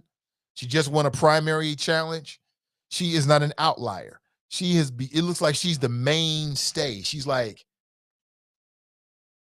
mainstream for Republicans these days. And the other is the party of AOC and Nina Turner. Those are the two extremes, and they are not the same. And anybody who says they are is a fucking lazy.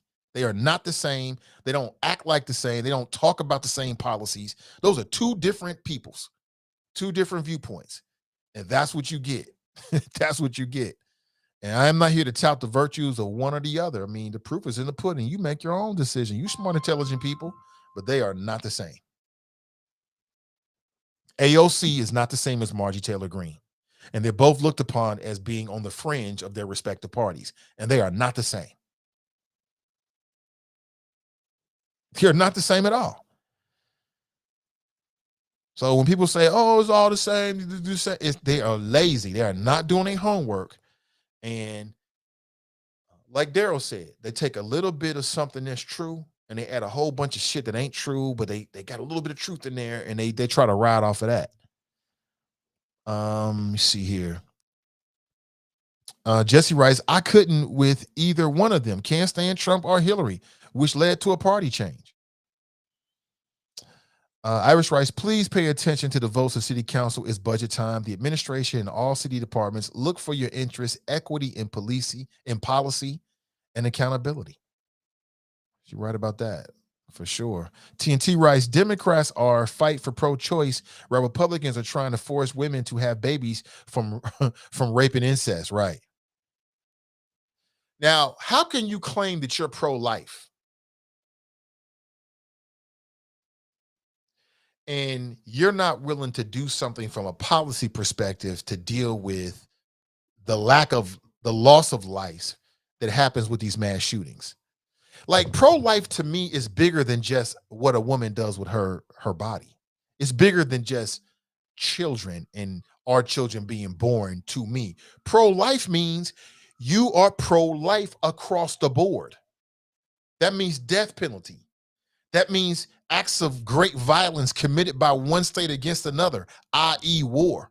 And that means day-to-day lives, people that might be the victims of gun violence, mass shootings, things like that. But the pro-lifers like to make it very narrow. I'm just talking about birthing babies. That's why I say they're not really pro-life, they're pro-birth. It's completely different. Shante writes, I can only vote one time. How hard can I push, brother? What are you talking about? Okay, got a conversation going now. TNT writes, Democrats are trying to raise minimum wage and make the wealthy pay fair share in corporate welfare. Right. Anthony writes, that's what happened with Obama. Blacks voted for him thinking he would be the magic Negro, went back home and sat back down on the couches. It wasn't just that. It was also a very comprehensive and successful propaganda campaign to make people feel as if two things were happening at one time.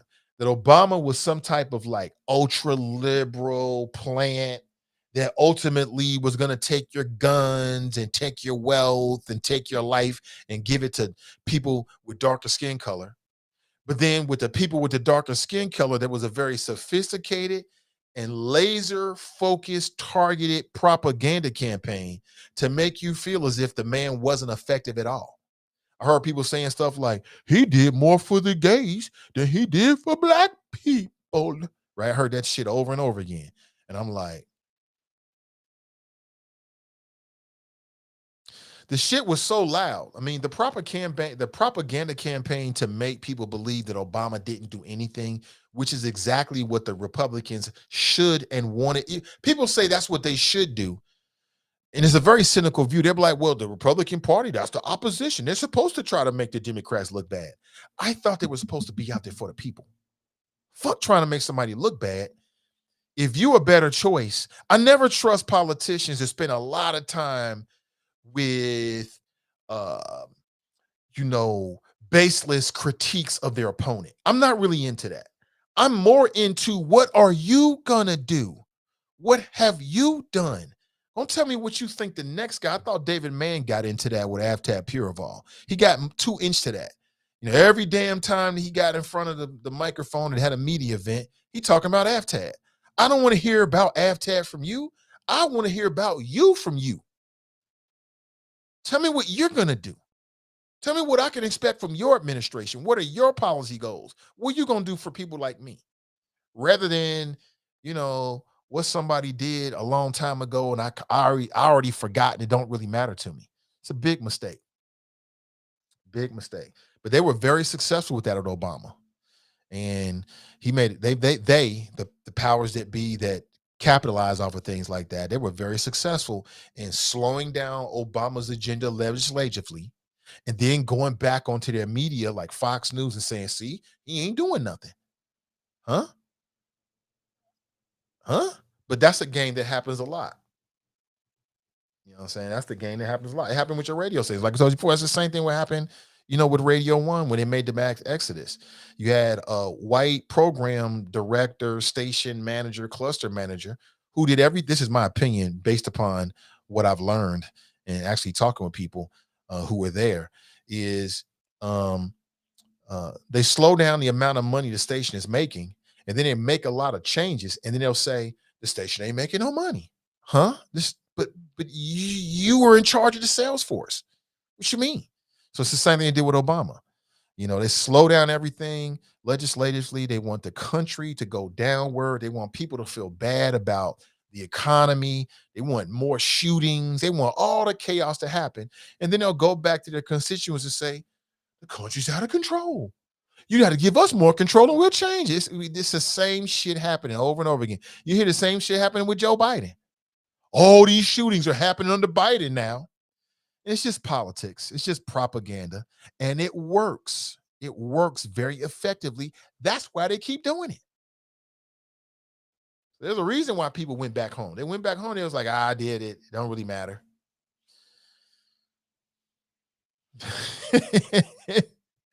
And then what happened is Obama or the Democrats lost big in that first midterm election 2 years into Obama's first term. Well, now you really ain't getting shit done legislatively. So 2 years later, and it didn't work because there was a lot of enthusiasm behind Obama. He got reelected. But if you remember correctly, 2 years later, they was back at it. He ain't getting nothing done. He ain't doing nothing. He ain't doing nothing for us. And I'm like, I'm just watching it and learning it. Like, oh, this is how the game is played. The game is played like that all the time. Like when people want to do some shit, they do some shit. And if they gotta set the table a certain way or do this or whatever, and then come back and act as if they're separated from what happened, that shit, they've been doing that shit on the people for years, and people fall for it. They fall for it like hook, line, and sinker every single time, over and over again. TNT writes, all they do is block and cheat. Shantae writes, y'all always want to say what an individual has done for a party, like get off the plantation. What has either party done? I'm talking about Democrats because it's so heavily promoted on the show. Damn, I mean, okay, I understand what you're saying. Ayatollah Flomaini writes, and we heard from Brother Omar. He writes, if you did not vote for a political entity, then why ask what they done? Y'all vote Democrat only. So I've heard that argument, and I think that there is an element of truth in that. But also think that that's not the real question. That's not the real point. Like I think your response is what we get when we answer a question like that. Like when you answer the question, because I got a problem with the question. I reject the question. I think it's a bad question. In the sense, not saying anything about Shantae. It's a good question for conversation piece.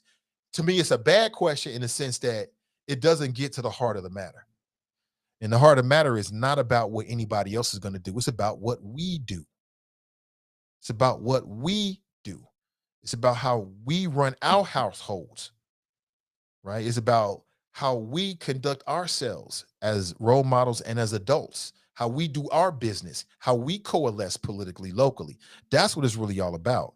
But again, as I said, I think that I understand your answer, Ayatollah. I don't think it's a bad answer. There's an element of truth in what you're saying, but I think that's the best kind of response we can get from a question like that, if that makes any sense.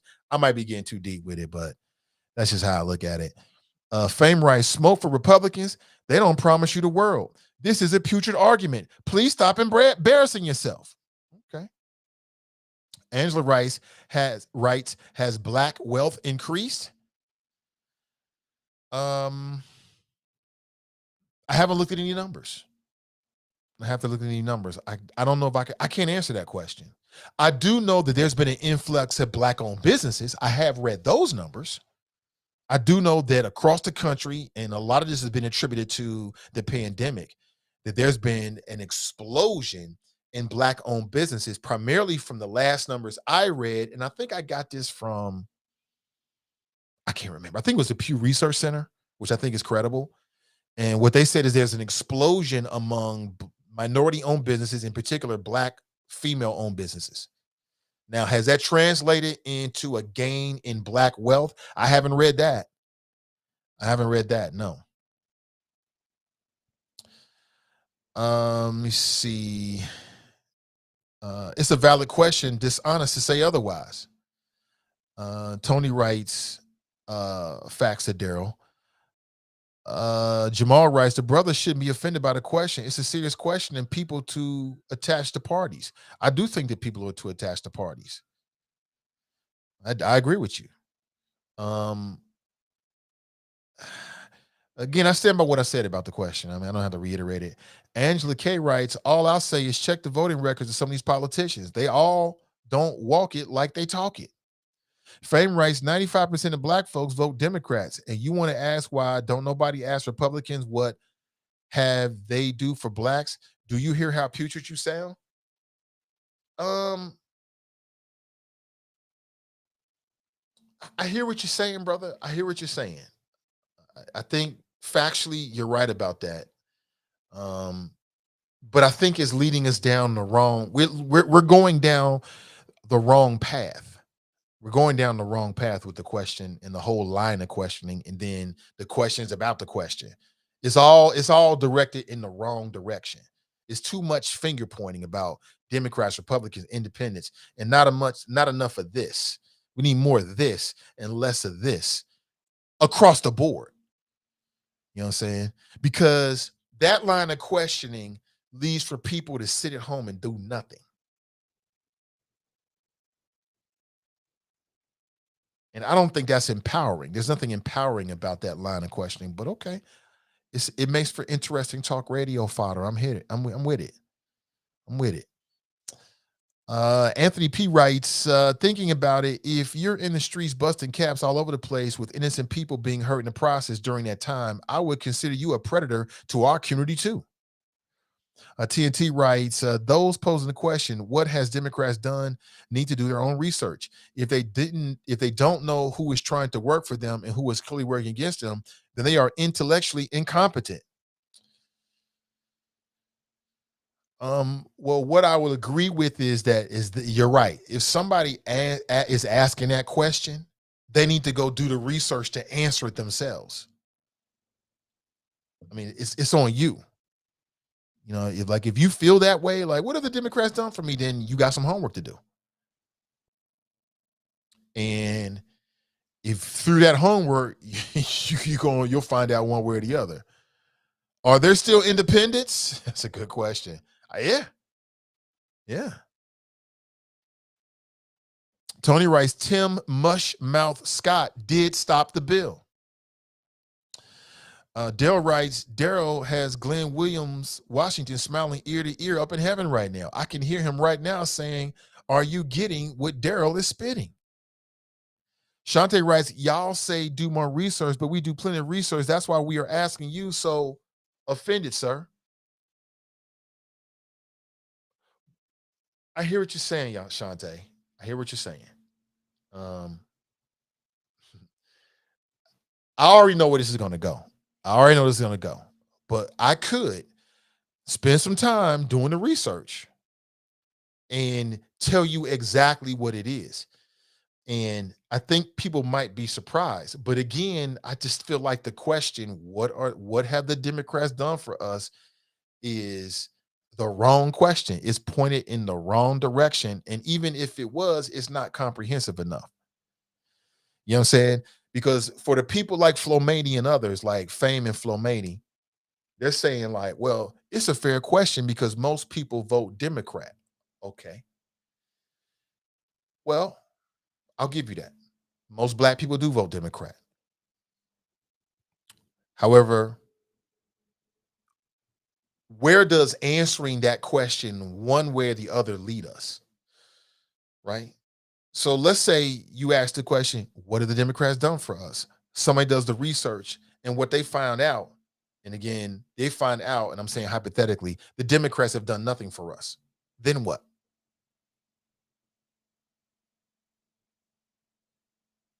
Then what? I'll wait. So then what? You don't vote?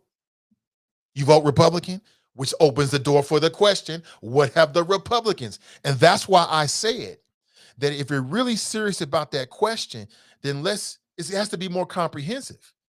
If we're going to do this as true intellectuals and people that are smart, we need to figure out what everybody has done for us or has not done for us, because that's where the next question is. So DeShante, if I answer the question, the Democrats ain't did shit for us. Now what? Well, that leads to only three options. Either you're going to keep voting Democrat. And when I say voting Democrat, I don't know. For me, I vote for who I think are the best candidates. I don't care if they're Democrat, Republican, or independent. The best candidates per what I think I'm looking for in that particular election. That's what I do.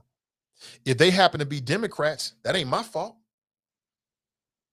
I didn't tell who to run and who not to run. I'm just choosing who I think is best per my position. But if I answer the question, the Democrats ain't did shit for us, where does that lead us? So now I don't vote. And then it's such a broad statement. So are we talking about, since y'all gonna force me to break this shit down, I'll break it down for you. Are we talking about national Democrats? Or are we talking about local Democrats? You talking about school board Democrats, county? What are we talking about here? So I'm just saying it's an oversimplistic question. And we ain't living in oversimplistic times. The shit that's going on is way more nuanced than what have the Democrats done for us. But to people who don't really think it all the way through, that shit sounds good. That shit sounds funky as hell, don't it? Yeah, that's the right question. It ain't the right question. It's too simple. And again, my question for Flomani and Fame and Shantae, and I'm just picking y'all out. This ain't, we all brothers and sisters. It's just a conversation. I'm not mad or anything like that. But I ain't trying to break you down or say anything negative about you. I'm just having a conversation. This is a chop shop. So if I answer the question, the Democrats ain't did shit for us, then what's the next question? What do we do next, Flomani? What do we do next, Fame? Where's that? What do we do next in a way that's something that's useful for our community and not just some dumb shit? What do we do?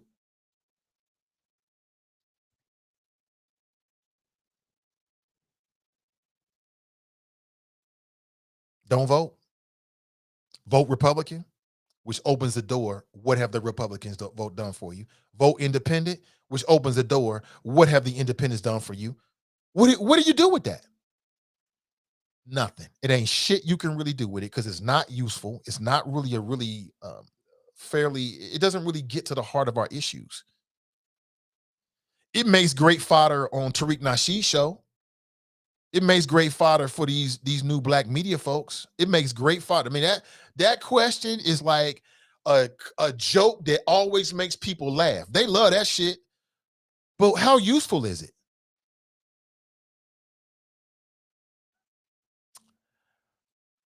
Not very fucking useful at all. It don't really get to our issues. All right. Listen, that's my time. Hold on. We got Kev on the cell here. Hold on. Hey, good morning, Kev. Good morning, my brother. I saw what you. Man, let me see. I'm glad you posted that, bro. He said, "Let Kev." It's all good. It's all good. Yeah, most def, man. Good morning. The floor is yours. Good morning. So first off, no, man, we're not even going to leave it that way. That is not facts. You know what? I'm tired of what have they done. All right, so let's go through it. My brother Obama requested a very long time ago to do an infrastructure bill that they summarily turned down because they had the ability to do it. But in the first term of Mr. Biden's administration, knowing that his partner in crime wasn't able to get that passed, he did pass a portion of it. So when your roads are getting fixed, and it's not happening right this second because that's not how legislation works. When your roads are getting fixed, the $1 trillion that has been already put forward to fix the roads and streets across the country, that is for you, miss, ma'am, and sir. Other people have a lot more income. They have a lot more money. So they, fly. But I got to drive to work. And if I break my axle on the way to work, that's money I just don't have. Now, if you're uber wealthy, you might be able to afford that. Maybe if you got millions in the bank and you crack an axle, you just go to your local whoever. I won't say any names because ain't nobody giving us sponsorship money, right? And just say, hey, you fix my axle, right? But that's not my life. That ain't how it works. So we'll start there. We can go on, though, because there's all of this legislation that's actually being proposed right now that definitely affects us. And when I say us, I'm talking about the black community. And it is in a stall because of two people. We all know that. We've been talking about it every day. So that legislation is being pushed. There are 50 people right now, 52 to be honest, 52 people that are making sure that those items do not become law, that they're not passed. So no, we're not going to talk about what are the Dems trying or doing for us. We're going to say what they're trying to do, and we know why they're being stopped. We need 2 more seats. 2 more seats and a cinema and a mansion don't mean anything. I am sick and tired of hearing people say the dumbest thing in the world, like, well, what are they trying to do for us? Nobody gets everything they want. If you want everything you want, you're a brat. I remember when I was a kid, if I would ask for everything on the list, my mother would be like, man, you ain't getting none of it. I'm not fooling with you. Right. Ain't nobody. You know what I'm saying? Like you asking for a list as long as your arm, and we ain't got money like that. Man, I ain't getting you nothing. You're greedy. You don't appreciate nothing. I ain't getting you nothing. You know what I'm saying, Nate? So no, we're gonna time out on this BS. What time is it? The show almost over, so I can say what I say. Well, time out on this bullshit where people are trying to act as though there is no difference between the two. Y'all know there's a difference. And the people that are saying that there is no difference, they're in a position where they don't need any help.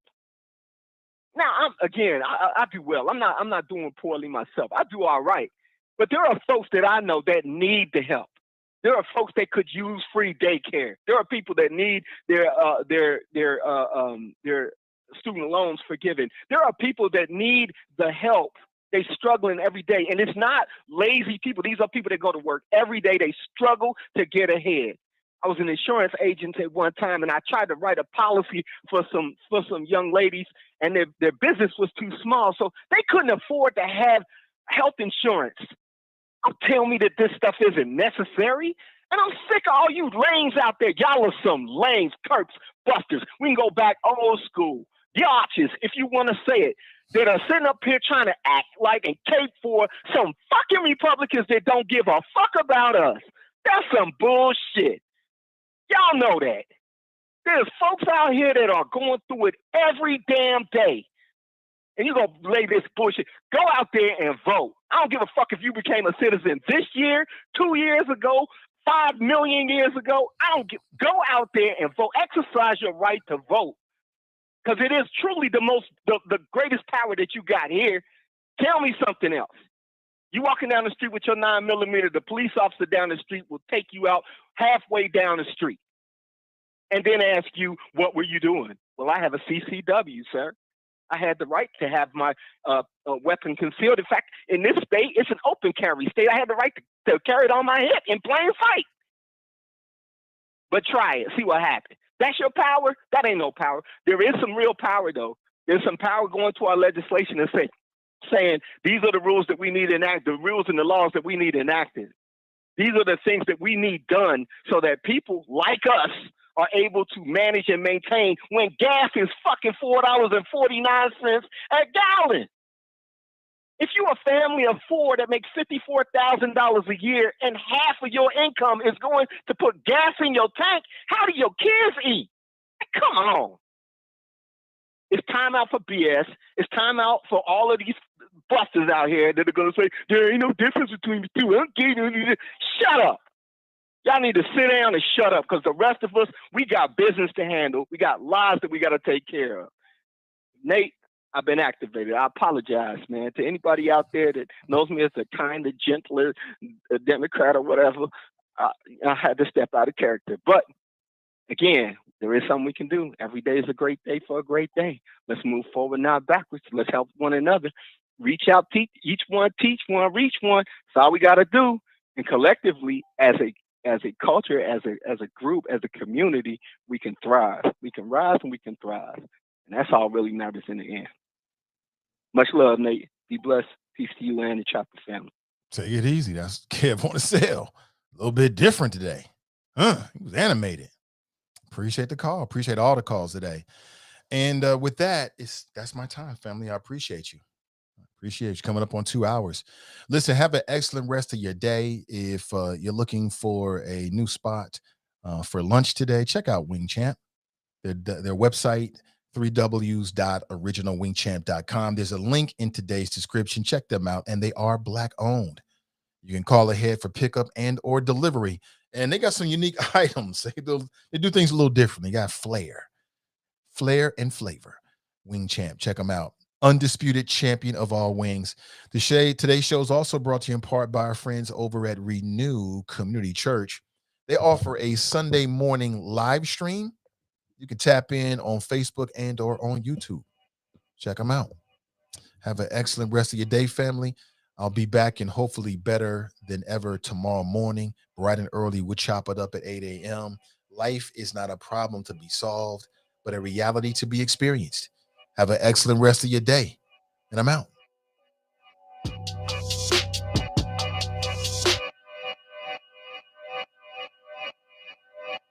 Yeah. Talking to my mirror like I love you so much. Curving on my critics like I heard you, so what? You can't kill my confidence, I think I'm the man. Tally all the I ever gave on my head. Lately I've been living like I can't take a loss. They ain't wanna help me, that's what made me a boss. You can't kill my confidence, I think I'm the man. We don't give a that's what they don't understand. I'm back again like flu season. I broke records while loose leafing. I'm coming down my roof, leaving. Don't give a I don't care. Did the for my lonesome. No wonder now I'm on one. No shortcuts on that long run. All I really want is my share. Get on my God, on my totem it's nothing. In the discussion, for the feelings I throw on my pain on percussion. The disgusting. I hear them bragging about that they did, and it do not move me, not in the least. They ain't been dropping no seeds in the soil, but swear that you almost spotted the feast. I've been on go mode, showboat, rowboat, wave ride. Cool shorty, too naughty, pool party, wet for the face ride. Annie up, penny down, hand me down, thrift store, old drip. New money, too funny, old shorty talking about, oh. I'm on that now, can't get a pass now. I'm a cash cow, keeping it brash now. It's trash now.